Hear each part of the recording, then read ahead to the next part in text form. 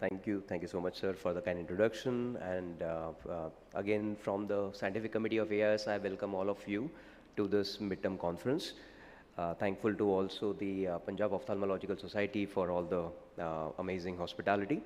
So friends, what I'm going to talk to you about is going to be the smile procedure in more challenging situations. We know that when it comes to refractive surgery today, there is no one procedure which can be called as the best. In fact, there is a role for all procedures. There is a role for smile, there is a role for contoura, advanced surface ablation, phakic IOLs in their own subjective indications.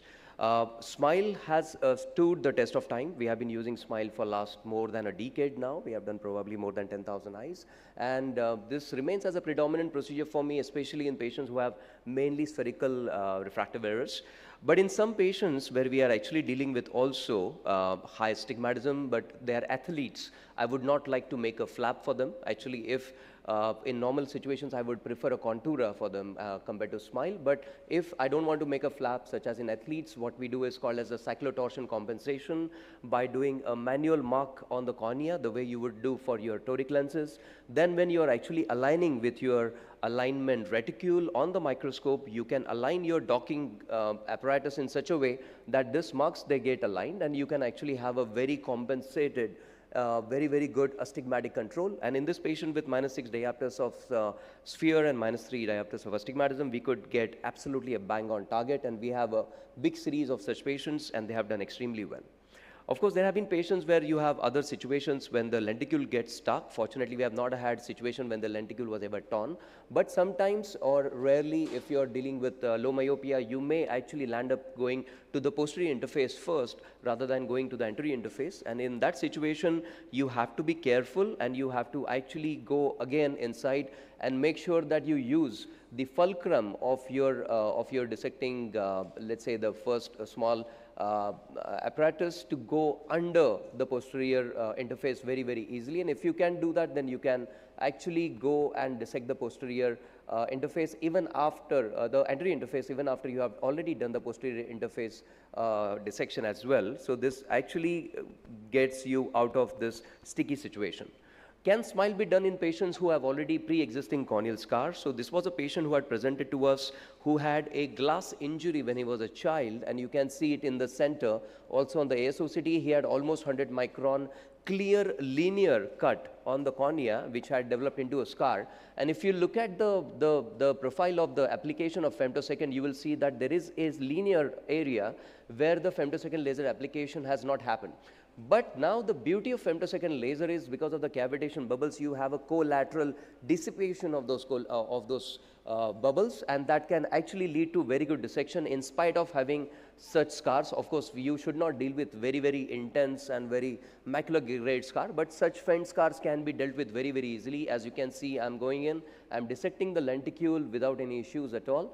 And once this dissection is done, I'm going in, I'm removing this lenticule in one piece. And it was a very successful treatment in spite of having a corneal scar. So basically, the presumption that we had that the smile or any femtosecond application cannot be done in scars is actually untrue. You can selectively choose a patient like that. Now, this is a very interesting patient who had been an abuser of contact lenses, and you can see that the peripheral corneal neovascularization was very florid.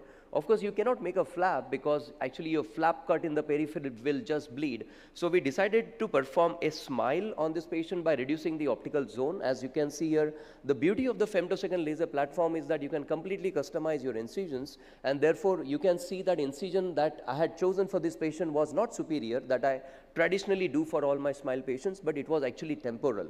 And after doing this temporal incision, we actually took this patient to the Lumira microscope because you cannot perform dissection on Visumax if you are having a temporal incision. And we removed this lenticule in one piece. So this is a small procedure that you can see of the same. So you can see that this is a patient.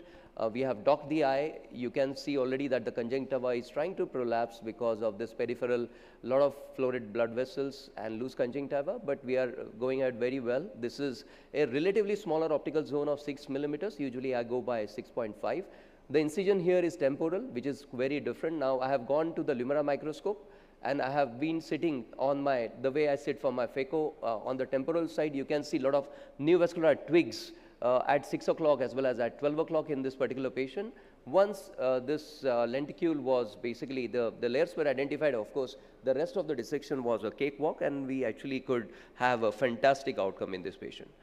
This is another very unique patient because this patient had undergone PRK when he was a child in somewhere in Gujarat, and this patient actually had a progressive myopia naturally, and this patient had now a high myopic astigmatism. So this patient came with a amount of corneal thickness which was still possible to go ahead with enhancement with SMILE. The previous procedure was done almost more than a decade back. I was very, let's say, skeptical of performing SMILE post-PRK patient because we didn't know how the corneal collagen fibers will behave, because there was also a mild haze that we could see. But this is the application of femtosecond laser in both the eyes, as you can see parallelly. And we could actually have a very smooth dissection, in fact smoother than most of our other patients. In this patient, I had gone for 3 mm incisions of SMILE instead of 2 mm because I had already presumed that maybe because of the previous PRK, maybe we will actually have endurance in dissection. Fortunately, we didn't have any, and we could actually dissect the lenticule very well. So this is the patient that we had done in 2015. So this is almost 10 years ago, and you can see this is the preoperative map. Which was post-PRK. This is the first one is 1 month post-op, 2 years post-op, and 4 years post-op tomography. This is the case that we published finally in the IJO, and this is now having a 10-year follow-up, and this is the world's first such case where we have utilized SMILE as an enhancement tool post-PRK. Now this is the last couple of slides, and then I will close. So basically this is a very interesting case where we had been referred a patient who was done elsewhere with SMILE. This patient had developed epithelial ingrowth. You can see that there are isolated epithelial cell nest in the center, and now of course because the epithelial ingrowth was in the visual axis, we had to remove it.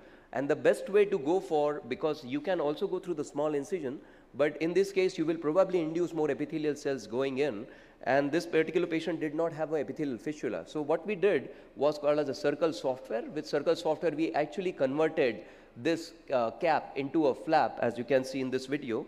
The circle software is basically a donut-shaped application of the femtosecond laser currently available only and only with the Carl Zeiss Visumax.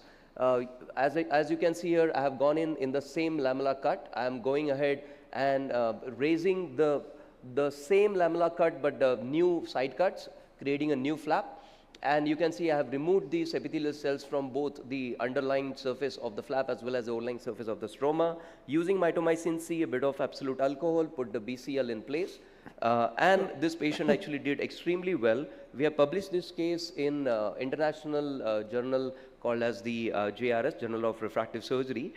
This is also the first such case of utilization of circle software in this particular situation. So because of the want of time, I think I'm going to skip the last couple of cases. But yes, definitely SMILE can be performed in spite of having a very challenging situations in variety of situations. SMILE currently, definitely as far as the Calyx platform goes, currently is the most mature platform, and we have been extremely happy with the procedures as such. Thank you very much for your kind attention. Thank you. Thanks. Yeah. Thank you so much, Dr. Kankaria. I think mastering a tricky situation is what make you master. So in refractive surgery, we've got a lot of tricky situations and complication also. We have to think out of box, and that's the way Dr. Kankaria is proved. Yeah. Thank you.